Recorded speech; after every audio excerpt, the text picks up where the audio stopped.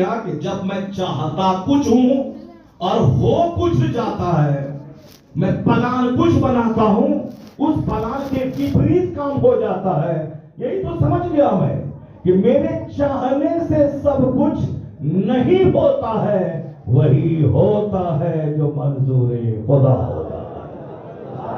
مولا علی نے کیا کہا؟ جب میرا ارادہ ٹوٹ جاتا ہے تب میں سمجھ گیا کہ میں کچھ چاہتا ہوں، میرا خدا کچھ چاہتا ہے۔ یہ لوگ کیا کہتے ہیں کہ میں نماز پڑھتا ہوں تو جو میں چاہوں وہ ہو جائے، میں روزہ رکھتا ہوں تو جو دعا مانگوں وہ ہو جائے، میں مولانا صاحب ہوں تو میرا بیٹا نہیں مرے، میں عالم صاحب کا جھولا ڈھوتا ہوں، اپنے گھر میں کھانا کھلایا تو میرے گھر میں کوئی مصیبت نہیں آئے، مولانا صاحب کو میں نے کھانا کھلایا، میری بیوی کو بخار ہو گیا، کیوں ہو گیا؟ اس کا مطلب اب کبھی کھانا نہیں کھلاؤں گا۔ میں مولانا صاحب کو اپنے گھر میں دعوت دیا، اس کو ہر جمعرات کو کھانا کھلاتا تھا، پھر بھی میری بیٹی مر گئی، اب ہم کبھی نہیں مولانا صاحب کو کھانا کھلائیں گے۔ ہم مسجد کا خزانچی تھے، سارا جمعہ کے دن پیسہ کلیکٹ کر کے امام اور مؤذن کو مہینے میں تنخواہ دیتے تھے، اور اس کے بعد پھر ہم مسجد کی سیوا کرتے تھے، مگر پھر بھی میرا بیٹا مر گیا، اب ہم مسجد نہیں جائیں گے، اب ہم مسجد کام نہیں سنبھالیں گے۔ یہ کم پڑھے لکھے لوگوں کی کہانی ہے کہ ہم چاہتے کچھ، ہم نماز پڑھیں تو فوراً انعام مل جائے، روزہ رکھیں تو فوراً پیسہ میرا بڑھ جائے، میں زکات دوں تو میرے پاس فارچونر اور BMW کار دوڑنے لگے، میں مدرسے کا سیکریٹری اور متولی ہوں تو ہم مٹی کو چھوئے مٹی سونا بن جائے۔ ایسا نہیں ہوتا ہے کہ میں جو چاہوں سب ہو جائے۔ پیغمبر اعظم علیہ السلام کا اپنا نواسا سیدہ زینب رضی اللہ تعالیٰ عنہ، سرکار کی 4 بیٹیاں ہیں، کیونکہ سیدہ فاطمہ کا نام مشہور ہو گیا، سارے لوگ جاننے لگے، لیکن آپ کی 4 بیٹیاں پرہیزگار متقیہ۔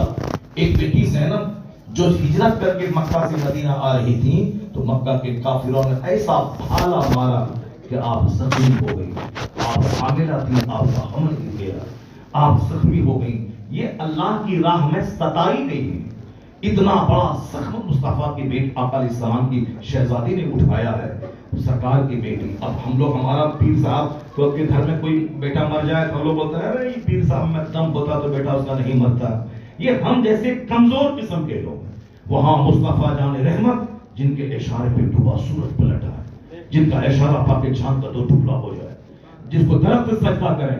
اسلام وہ نہیں ہے جو تم گانا شراب پی کے ناچ کود کے سمجھتا ہے کہ یہ ہو جائے اسلام، درگاہ پہ جائیں فوراً مقصد میرا پورا ہو جائے۔ نہیں، کیا کہا حضور نے؟ علیکم بسنتی و سنت الخلفاء الراشدین المہدیین، تم پر لازم ہے تم میری سنت پہ عمل کرو اور میرے صحابہ کے طریقے پہ عمل کرو۔ تو صحابہ کیسے جیتے تھے، حضور کی سیرت کیسی تھی، حضور کے گھر والے کیسے تھے؟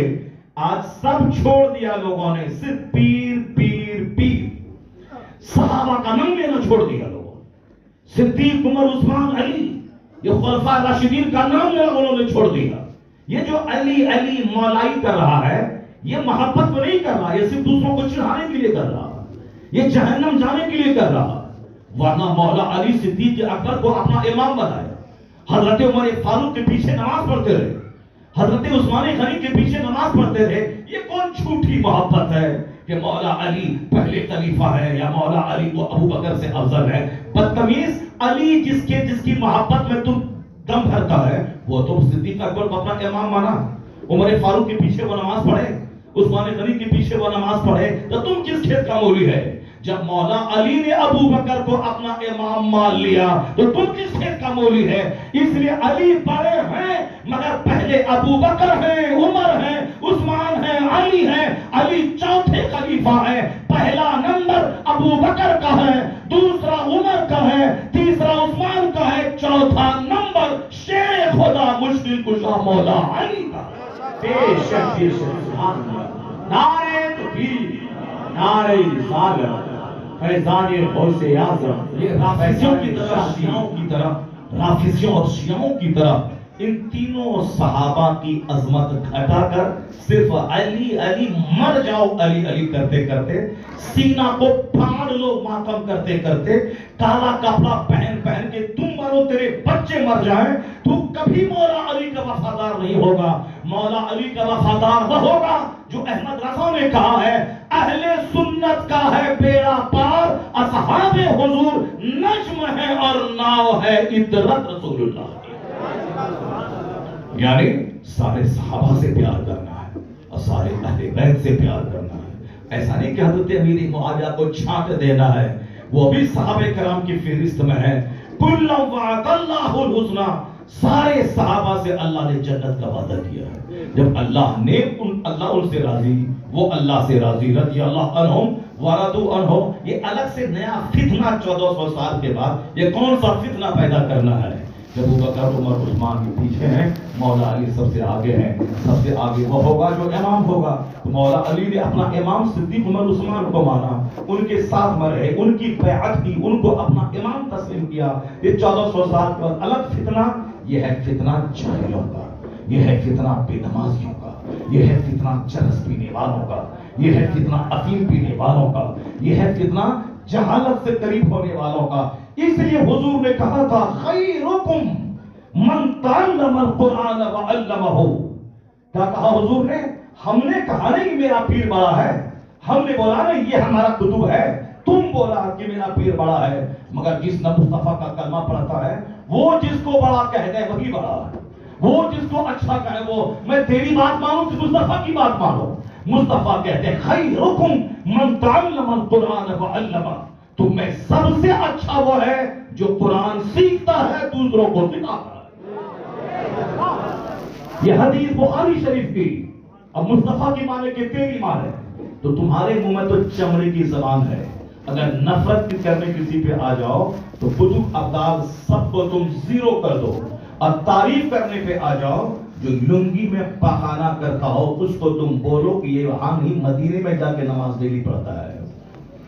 اس کو کتب ابدال سب بنا دو. جاہلوں کے منہ میں کیا ہے؟ بس ایک کام کسی کا کچھ بن گیا تو بس یہی کتب اور ابدال سب ہے. کام تو بہت ساری ہندوؤں کا کام پنڈت کے پاس جا کے ایک جنتر لیتا ہے, وہ بھی بولتا ہے کہ میرا کام بن گیا. اگر وہ پنڈت جی کے پاس نہیں بھی جاتا تو کہ دنیا میں اللہ سب کو روزی دیتا ہے.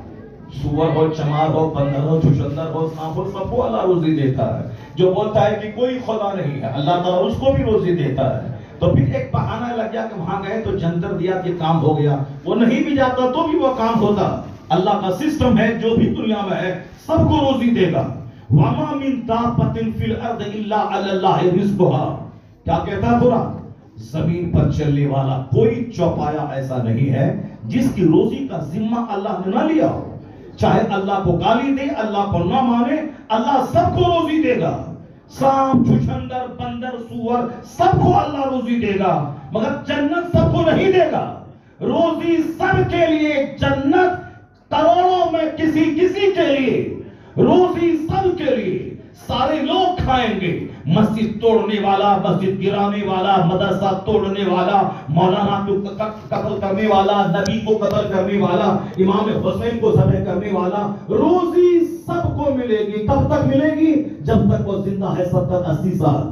اس کے بعد جب مر کے وہاں جائے گا جہاں کا ایک دن 50,000 سال کے برابر ہوگا, وہاں کی جنت کرو کے لیے, اس کے لیے جو اللہ کے محبوب مصطفیٰ کا سچا غلام ہوگا. تو مکان بنانا یہ کمال نہیں ہے, فارچونر خریدنا یہ کمال نہیں ہے. انجینئر ڈاکٹر بننا, وہ تو کافی بھی انجینئر ڈاکٹر بنتا ہے, کافی کا بچہ بھی فارچونر اور 50 کروڑ کی کار پہ چلتا ہے. تو کار خریدنا کمال نہیں ہے, مکان بنانا کمال نہیں ہے, بحیری میں مال بنانا کمال نہیں ہے. ہمارا مال 50 کروڑ کا ہے تو ایک غیر مسلم کا مال 400 کروڑ کا ہے. تو اب تو پھر کس کا مقابلہ تو کر پائے گا؟ تمہارے پاس 10 لاکھ کی کار ہے, کے پاس 10 کروڑ کی کار ہے. مولا علی کا نام بھی بگاڑ کے بولتا ہے. تو مولا علی نے کیا کہا؟ اے لوگو جس دنیا کے پیچھے پاگل ہوتے ہو, اس دنیا کی سچائی سنو. دنیا کی سچائی کیا ہے؟ مولا علی کے گھر میں فاقہ رہتا تھا. مولا علی یہودی کے کنویں سے پانی نکال کے اس کھیت میں پٹاتے تھے, اور جو 2-3 پیسہ مل جاتا تھا اسی سے اپنے بال بچوں کو پرورش کرتے تھے. کون؟ شہر خدا, مشکل کشا, جس کا نام آپ مصیبت میں لیں تو مصیبت ٹل جائے. مولا علی کا نام یا مصیبت ٹل گئی. اب ان کے گھر میں 3 دن کا فاقہ, 3 دن سے کھانے کے لیے کچھ نہیں. سیدہ فاطمہ جنتی عورتوں کی سردار, مولا علی جنتی اکیل مردوں کے سردار, حسنین کریمہ جنتی نوجوانوں کے سردار.